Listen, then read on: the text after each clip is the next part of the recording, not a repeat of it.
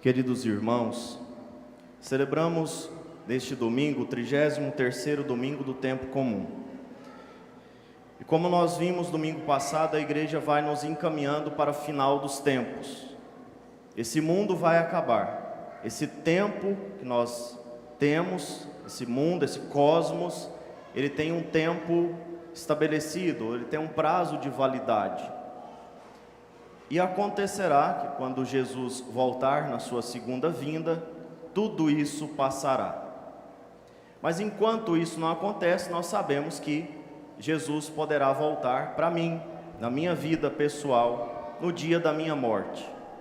Por isso nós vimos que as duas atitudes importantes que nós devemos ter sempre é a vigilância, constante vigilância, e estarmos sempre preparados, e também vivermos a fidelidade a Deus. Uma vida de fé, esperança e caridade é uma vida conforme as virgens, conforme as jovens prudentes que estão com as velas acesas esperando o noivo. No evangelho de hoje, Jesus conta para nós a parábola dos talentos, através da qual Jesus nos ensina sobre a generosidade. O cristão, ele precisa fazer as coisas certas, ele precisa viver os mandamentos, viver as leis de Deus e da igreja por amor, não só por obrigação, mas por amor. E é o amor que torna o cristão generoso. Sem amor, o cristão, ele faz o que lhe é obrigado a fazer. Então é obrigado a ir à missa ao domingo. Então não me chame para nenhuma missa mais. É obrigado a ser fiel à esposa. Não cometerás adultério. Mas não me peça para viver o diálogo. Já não traio, então não me peça nada mais do que isso. Coloco dinheiro dentro de casa, trabalho, sou fiel, não cometo adultério, então não me peça nada mais. Não me peça para ser bonzinho, não me peça para ser gentil, não me peça para ser amoroso, não me peça para ter diálogo, não me peça nada a mais. Quer dizer, se nós não vivemos a nossa vida com verdadeira caridade, se não fazemos as coisas que devemos fazer por amor, nós simplesmente paramos naquilo que é obrigação e não fazemos nada mais do que isso.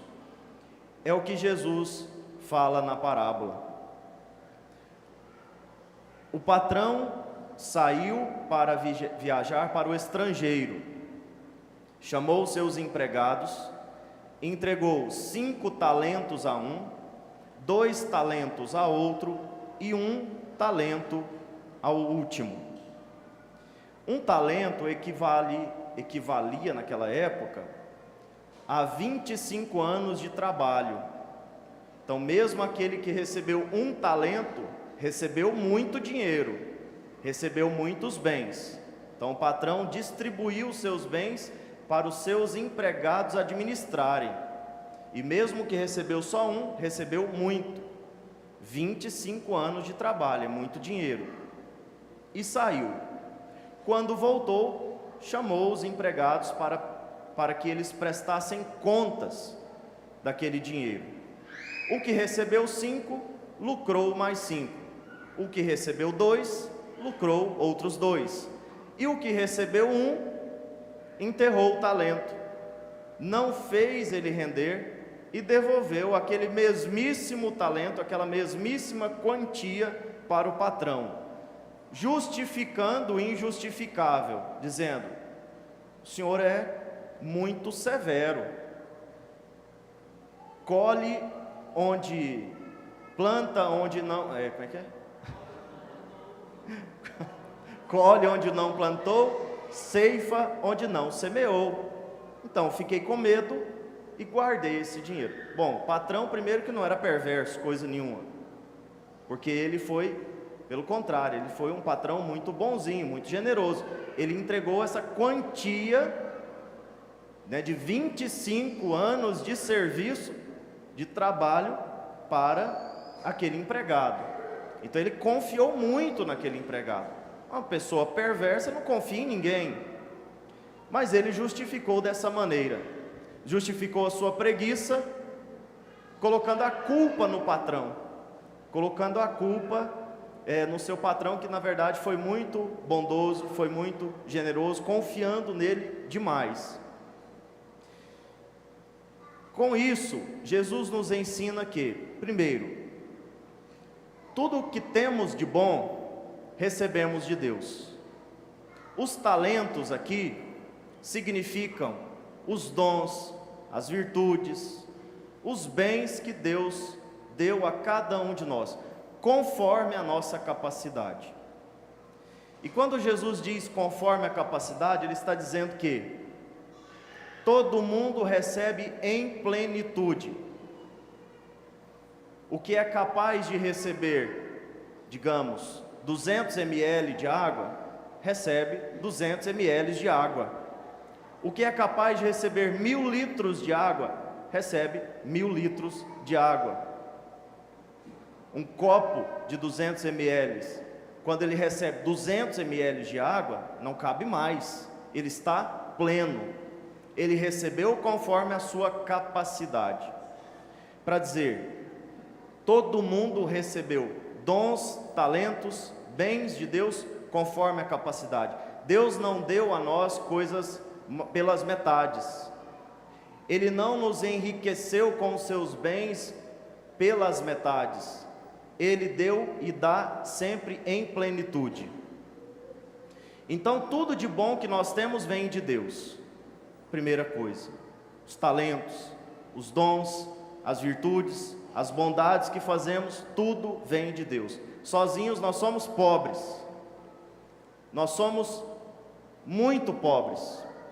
Sem Deus nós não temos nada para oferecer, nada de bom. Como diz na vigília de Pentecostes, na sequência de Pentecostes, sem a luz que acode, nada o homem pode, nenhum bem há nele. Então sem Deus nós não temos nenhum bem. Tudo de bom que temos vem de Deus. Mas Ele quer que a gente faça render essas coisas. E aí vem a generosidade. Vem o fazer as coisas de Deus, o fazer o certo por amor. Quem não vive as leis, os preceitos por amor, não é capaz de lucrar com o que tem, com o que recebeu de Deus. E portanto, no fim, no momento da prestação de contas, nós iremos devolver a mesmíssima coisa que recebemos. E Deus não quer que seja assim. Notem que aquele empregado que enterrou o talento, ele não perdeu o dinheiro do patrão. Ele não gastou no boteco, não gastou na farra, não gastou no esbanjamento. Ele não perdeu nada. Ele entregou exatamente o que ele recebeu. Aqui, Jesus está dizendo que não basta não matar, não basta não cometer adultério, não basta não faltar à missa aos domingos e dias de festa, não basta seguir as leis estritamente como elas estão estabelecidas. O cristão, ele precisa sempre dar mais de si, dar mais tempo, dar mais do que é pedido. Se não for assim, no final das contas, no dia da prestação de contas, não nos restará nada. É isso que nós vemos, por exemplo, com as pessoas preguiçosas. As pessoas preguiçosas, quando elas vêm, quando elas se deixam levar pela preguiça, elas não são capazes de lavar nem um copo que está sujo lá na pia. Não faz mais nada. A casa vira um peteco, a pia fica cheia de louça. A pessoa que se deixa arrastar pela preguiça, que esconde o talento, por exemplo, ela logo não é capaz de fazer nada. ou seja, é tirado até o pouco que tem. Isso acontece todos os dias e acontecerá no fim dos tempos. Aquele que escondeu o talento foi lançado na escuridão, onde haverá choro e ranger de dentes. Não porque ele matou, não porque ele roubou, não porque ele cometeu adultério, não porque ele infringiu alguma lei, mas porque ele viveu só a lei pela lei. Ele fez o mínimo, ele viveu a mediocridade. Então quem vive na mediocridade também será condenado. Veja como é difícil a vida cristã. Pode ser que você tenha essa compreensão: eu não faço nada de bom, mas também não faço nada de errado. Não faço nada de bom, mas também não faço nada de errado. Então você é como aquele que faz tudo de errado, será condenado igualmente. Nós não somos cristãos apenas para não fazer as coisas erradas. Nós somos cristãos, prestem bem atenção nisso. Somos cristãos para fazer o certo. Somos cristãos para realizar o bem. Somos cristãos para fazer o bem. Não somos cristãos só para não fazer o que é errado. Isso até os pagãos precisam ser. Os pagãos não podem fazer coisa errada, porque senão vão presos, porque senão não vivem em comunidade. Os pagãos também, eles precisam evitar o mal o tempo inteiro, porque há consequências. Mas nós não só evitamos o mal, mas nós fazemos o bem, e fazemos o bem por amor a Deus. Por amor a Deus. Isso significa multiplicar os talentos. Isto significa render os talentos, render aquilo que Deus nos deu. Para terminar, vou dar um exemplo. Às vezes a mãe pede para a filha lavar a louça. Às vezes não, exige para a filha lavar a louça. Mas a casa também está suja, as roupas estão amontoadas, precisando de lavar, ou às vezes precisando de passar. A filha que ama verdadeiramente a mãe, que ama verdadeiramente a sua família, vai lá e lava a louça, mas também, se for possível, limpa o chão, passa a roupa, lava a roupa, porque a mamãe está cansada, porque a mamãe está trabalhando. Eu não vou fazer só o que ela me pediu, eu vou fazer o que eu posso fazer por ela. Ela pediu para eu lavar a louça, então a louça eu vou lavar. Além disso, eu vou fazer tudo o que é possível: limpar o chão, cuidar da casa, fazer a comida, arrumar as roupas, passar as roupas, guardar as roupas. Uma filha que faz isso, ela mostra que é obediente, mas sobretudo ela mostra que ama a mãe, que quer bem à mãe, que se preocupa com a mãe, que pensa na mãe. Mesma coisa o filho. A mãe pediu para o filho fazer algo, o pai pediu para o filho fazer algo. Tirar uma sujeira do chão, arrumar uma coisa que está bagunçada, capinar o quintal, ou coisa parecida. O filho não precisa fazer só o que o pai pediu, só o que a mãe pediu.